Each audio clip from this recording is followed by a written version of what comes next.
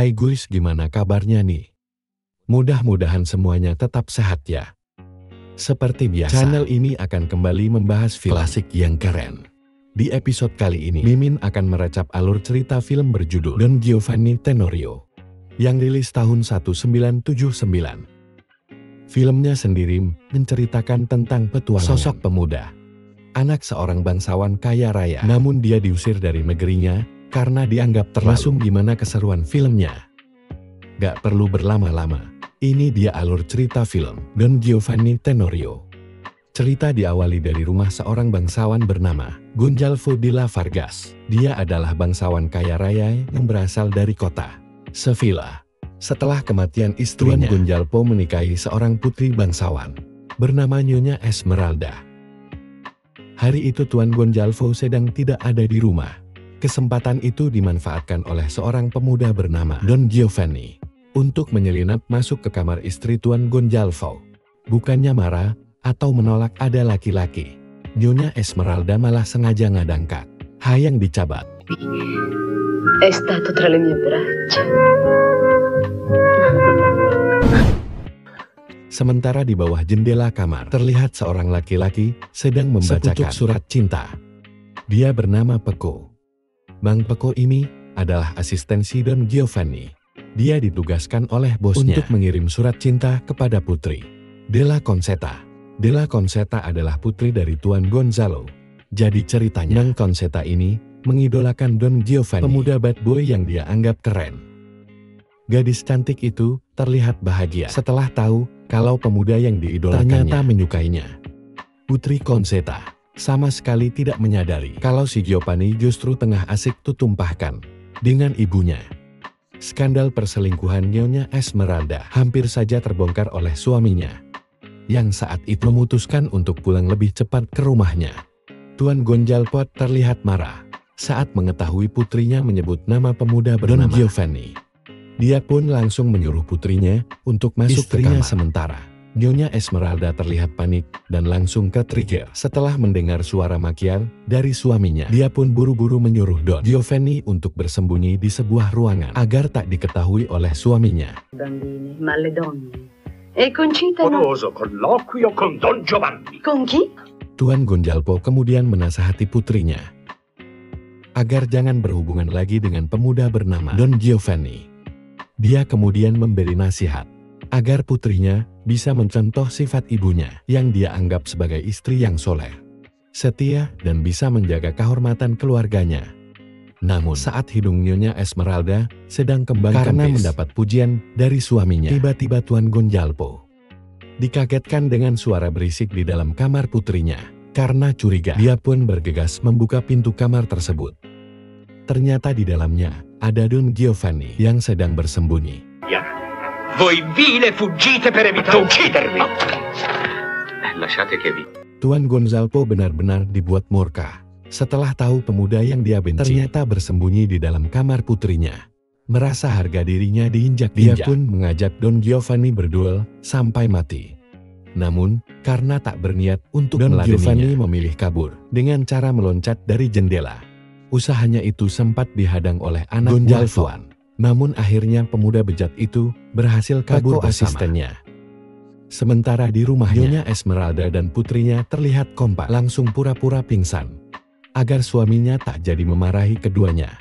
Karena masih emosi dengan ulah putrinya, Tuan Gonzalvo berniat menghukum putrinya dengan cara mengirimkannya ke biara.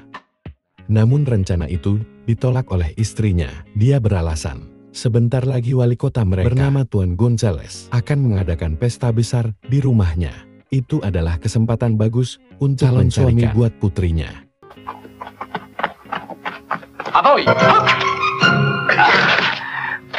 Singkat cerita, pesta besar pun berlangsung di istana wali kota Sevilla. Tuan Gonzalo PS mengundang seluruh keturunan bangsawan di kota tersebut untuk datang ke pestanya, tak terkecuali dengan Don Giovanni Tenorio.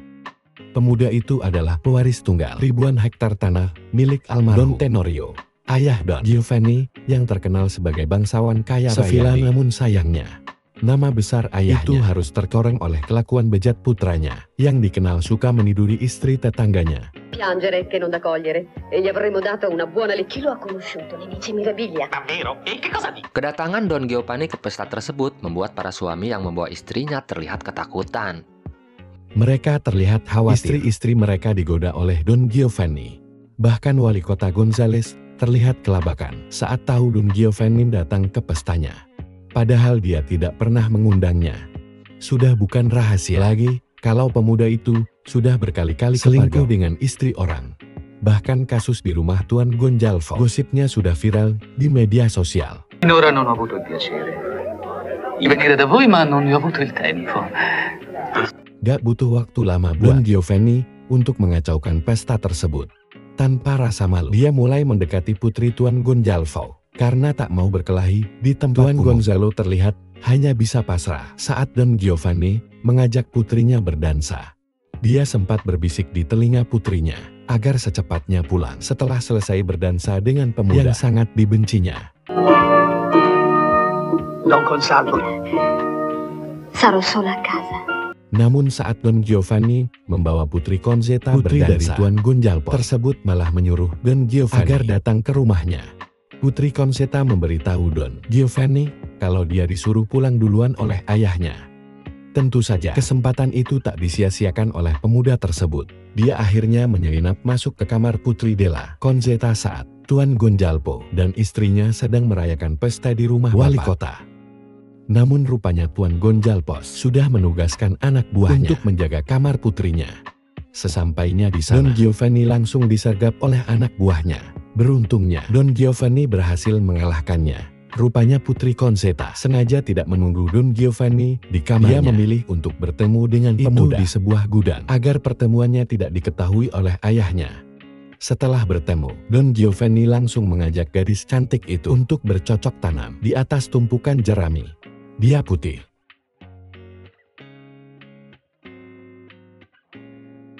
Namun, karena Don Giovanni sampai lupa waktu, akhirnya dia sadar setelah mendengar kode siwula dari asistennya.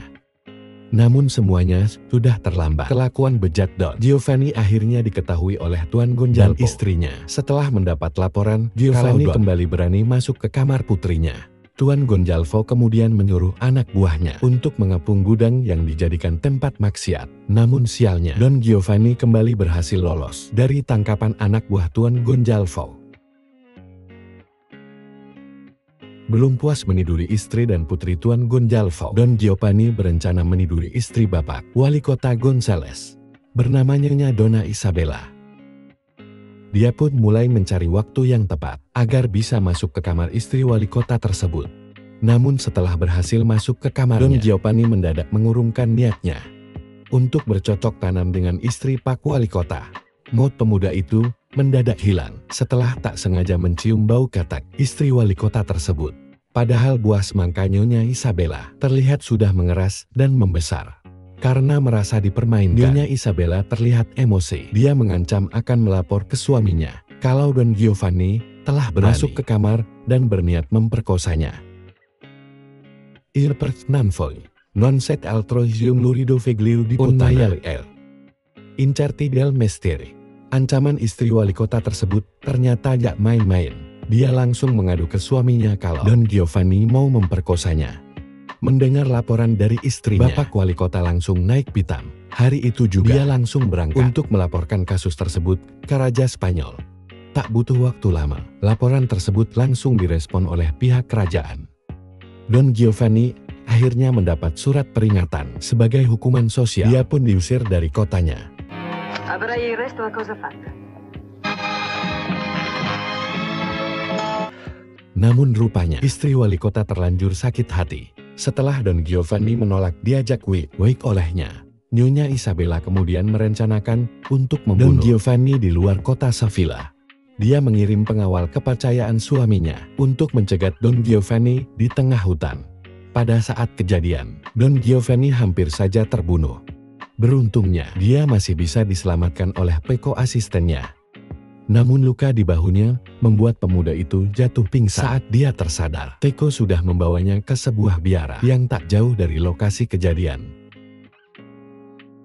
Nel convento del il signore si ringraziato ha aperto gli occhi. Kuil suci itu bernama biara Karmelit Signora Cruz. Don Giovanni dirawat oleh seorang biarawati cantik bernama Sister Magdalena. Awalnya Don Giovanni terlihat kaget saat tahu kalau dia sudah dirawat selama 10 hari di biara tersebut. Namun Sister Magdalena menyuruhnya untuk tetap tinggal di biaranya sampai kesehatannya benar-benar pulih seperti sedia kala. Sejak saat itu Don Giovanni mulai tergoda dengan kecantikan biarawati tersebut. Dia sempat beberapa kali mencoba mendekatinya, namun Sister Magdalena selalu menolaknya. Penolakan itu justru membuat Don Giovanni semakin penasaran. Suatu hari saat biarawati itu sedang membesuknya, dia kembali berusaha menggodanya. Namun Sister Magdalena kembali menolaknya dengan halus.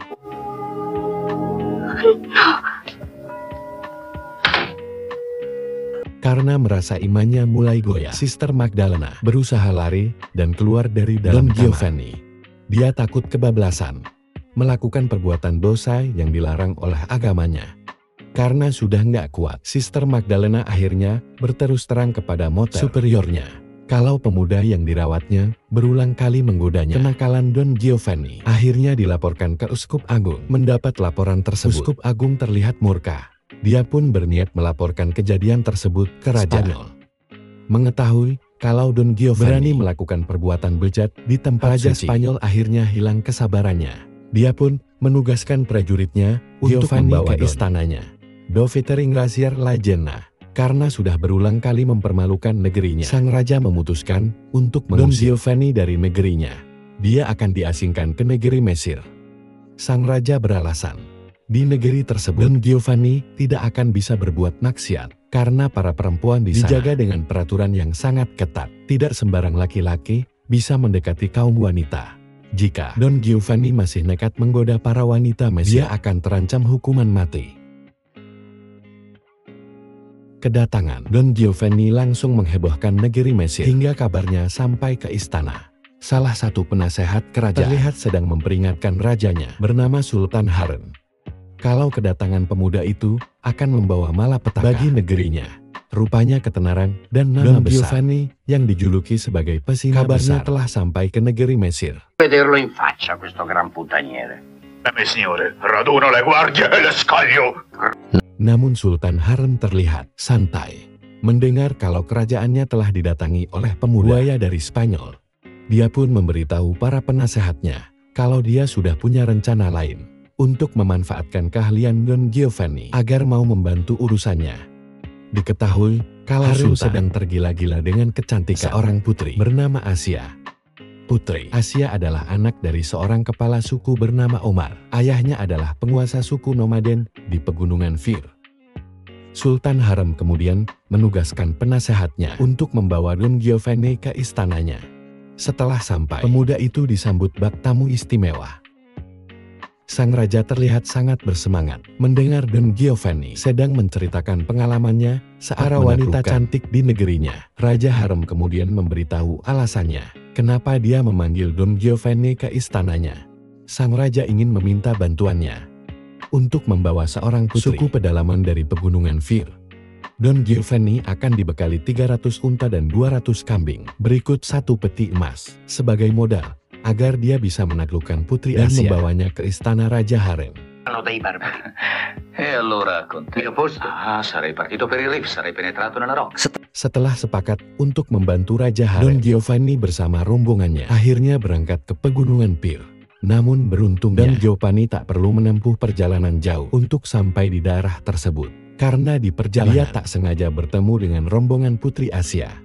Ternyata rombongan Putri Asia sedang dalam perjalanan pulang setelah mengikuti lomba garapan kuda di Mesir. Mercante che vorrebbe mostrarvi le sue sete. Ora più che mai. Agar bisa bertemu dengan Putri Asia, rombongan Don Giovanni berpura-pura menjadi pedagang kain dan perhiasan. Karena tertarik, Putri Asia pun menyuruh prajuritnya untuk membawa Don ke tandanya. Kesempatan itu tak disia-siakan oleh Don Giovanni. Dia mulai menawarkan kain dan perhiasan yang dibawanya. Saat melihat wajah Don Giovanni yang tampan, Putri Asia sempat terkesima. A Firenze? Non so nemmeno io. Namun dia berusaha menjaga image-nya. Sebagai putri seorang kepala suku, Putri Aisyah menyuruh Don Giovanni agar secepatnya meninggalkan tendanya. Namun pemuda Spanyol itu tak kehabisan akal. Dia mulai mengeluarkan rayuan mautnya agar bisa lebih lama berbicara dengan Putri Asia. Don Giovanni berusaha merayunya dengan memberinya sebuah cincin jamrud miliknya. Dia juga akan memberikan semua kain kepada Putri Asia sebagai hadiah perkenalan darinya.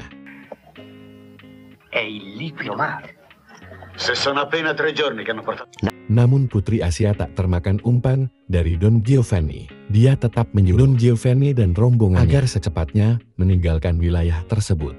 Merasa usahanya gagal, Don Giovanni mulai menyusun rencana lain. Dia akan bersembunyi di dalam kereta yang dibawanya. Kali ini rombongan Don Giovanni akan berpura-pura menjadi seorang kurir yang ditugaskan untuk mengantarkan barang pesanan buat kepala suku Omar. Awalnya kuda mereka dilarang masuk oleh prajurit kepala suku Omar, namun setelah disuap dengan 100 koin emas, kereta kuda yang membawa Don Giovanni akhirnya bisa masuk ke wilayah suku Don Giovanni mulai menyelinap di balik tembok yang membentengi perkampungan nomaden tersebut. Kini mereka harus mencari cara agar bisa masuk ke dalam.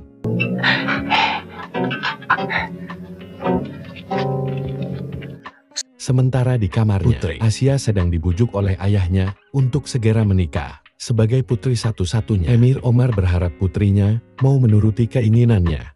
Namun Putri Asia dengan tegas menolak bujukan ayahnya. Dia tidak mau menikah dengan laki-laki yang tidak dicintainya. Jika ayahnya terus memaksa untuk menjodohkannya, Putri Asia lebih memilih mati bunuh diri.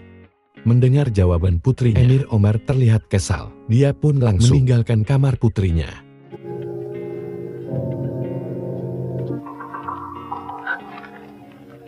Sementara Don Giovanni yang bersusah payah agar bisa masuk ke kamar Putri Asia akhirnya berhasil membuka jendela kamar. Kehadirannya membuat Putri Asia terlihat kaget. Dia tak menyangka kalau pedagang yang telah diusirnya tempo hari berani masuk ke kamarnya. Tuhan tanpa rasa takut. Don Giovanni kemudian mengungkapkan perasaannya kalau dia telah jatuh cinta kepadanya semenjak mereka bertemu untuk pertama kalinya. Meskipun hatinya punya perasaan yang Putri sama, Asia tetap menganggap Don Giovanni sudah bertindak kurang ajar kepadanya. Dia pun langsung memanggilnya untuk menangkap pemuda yang selama ini mengganggu pikirannya.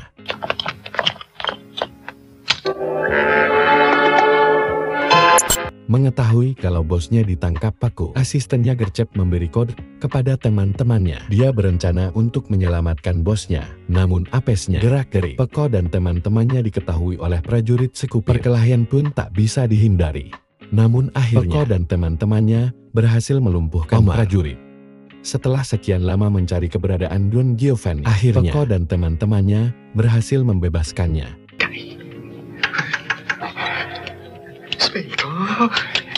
Setelah berhasil keluar dari dalam penjara, Don Giovanni menyuruh Paco untuk membawa teman-teman dari tempat tersebut. Sementara dia berencana akan menemui Putri Asia untuk terakhir kalinya.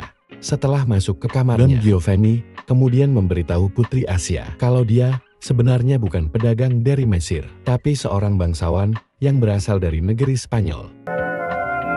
E questo amore per te non lo fai. Dan Giovanni kemudian memberi Putri Aisyah dua pilihan, mau menerima cintanya atau kembali menangkapnya. Karena dari awal sudah menyukai pemuda tersebut, Asia akhirnya tak bisa berkutik. Saat Don Giovanni mengajaknya bercocok tanam, pemuda bangke tersebut akhirnya berhasil menaklukkan Putri Asia di ranjangnya. Setelah keduanya puas melakukan hubungan intim, Putri Asia kemudian meminta agar Don Giovanni mau menikahinya.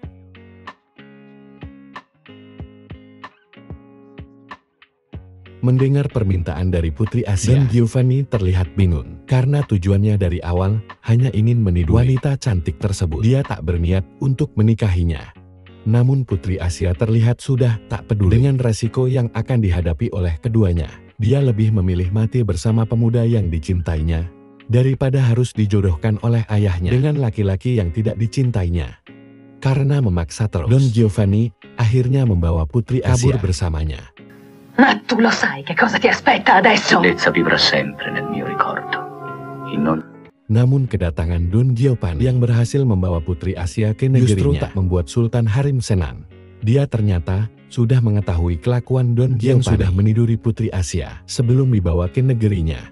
Sultan Harem memberitahu Don Giovanni kalau dia telah memilih mata-mata untuk mengawasinya. Dengan tegas, Sultan Harem menolak untuk menikahi Putri Asia karena dianggap sudah gak perawan lagi. Malang buat Don Giovanni, Raja Mesir itu memutuskan untuk menangkapnya. Don Giovanni dan asistennya akhirnya hanya bisa pasrah. Keduanya dikerangkan dan dilempari batu oleh rakyat Mesir.